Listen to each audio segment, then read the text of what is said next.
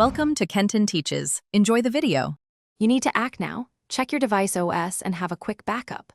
Once ready, open Settings, tap General, then Language and Region. Tap iPhone language or iPad language and pick English. Choose the region variant that matches spelling and formats. Make sure to confirm the change when the prompt appears. The system will relaunch international settings. This directly affects Safari UI and website language priority, so selecting the correct English variant matters for date, currency, and localized content. Once the system language switches, make sure keyboards and regional formats update. This ensures Safari uses English for UI and prompts.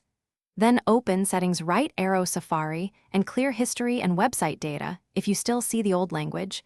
This forces sites to reload with updated accept language headers. Next, return to Language and Region and move English to the top of preferred languages. This tells websites and apps to prefer English. These steps align system locale, browser cache, and language negotiation. Finish by restarting your device so every app, including Safari, fully adopts English. After restart, open Safari and visit a few sites. Make sure site interfaces and browser menus show English. If a site still displays another language, check that site's own language selector and clear its cookies or site data.